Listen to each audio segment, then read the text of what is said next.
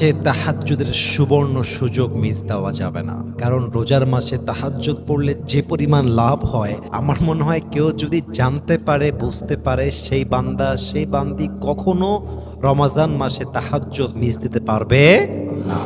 Number 1, হাদিসে আসছে যেই বান্দা রমাজান মাসে রাত জেগে কিয়ামুল লাইল করবে তথা নামাজ পড়বে, আল্লাহ রাব্বুল ইজ্জাত ওয়াল জালাল তার পেছনের সমস্ত গুনাহ খাতা মাফ করে দেবে।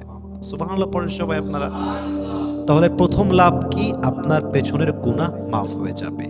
দ্বিতীয় লাভ হলো যে বান্দা তাহাজ্জুদ গুজার হবে তার সাথে আল্লাহর সম্পর্ক জুড়ে যাবে, তার সাথে আল্লাহর সম্পর্ক হবে বন্ধুত্বের মতো।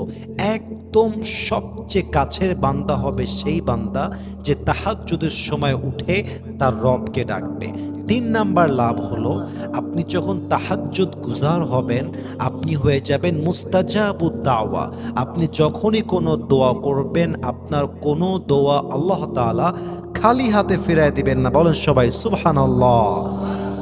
এই জন্য যদি আপনি চান আপনার দোয়া কবুল হোক, আপনি যদি চান আপনি আল্লাহর প্রিয় বান্দা হবেন, আপনি যদি চান আল্লাহর কাছে আপনার গ্রহণযোগ্যতা বাড়বে, আপনি যদি চান আল্লাহর খালেস বান্দা হবেন, তাহাজ্জুদ মিস দেওয়া যাবে না। তাহাজ্জুদের মাধ্যমেই একজন বান্দা আল্লাহর সবচেয়ে নিকটবর্তী হয়।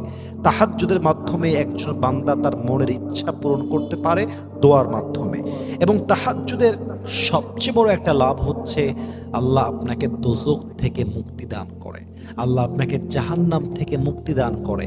অতএব যারা জাহান্নাম থেকে মুক্তি পেতে চান, আল্লাহর কাছে সম্মান পেতে চান, আল্লাহর বন্ধুত্ব পেতে চান, আল্লাহর কাছে আপনার দোয়াটা যদি কবুল করাতে চান, তাহাজ্জুদ মিস দেওয়া যাবে না। ইভেন আমি মনে করি অন্য মাসের চাইতে রমাজান মাসে তাহাজ্জুদ পড়াটা ইজ মোর ইজি। এর কারণটা কি? আমরা কিন্তু সাহারি খেতে উঠতেছি, এক ঢেলে দুই পাখি। সাহারি যেহেতু খেতে উঠতেই হবে, আমরা 10 মিনিট আগে উঠবো, অজু করে তাহাজ্জুদ পড়ে দোয়া করব।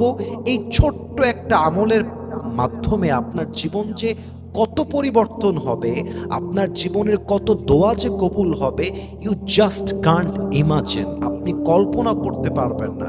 এজন্য সবার কাছে আবদার, আর যাই হয়ে যাক রমাজান মাসে আমরা কোনোভাবে তাহাজ্জুদের মতো একটা গোল্ডেন চান্সকে আমরা মিস করব না। আল্লাহ আমাদের সবাইকে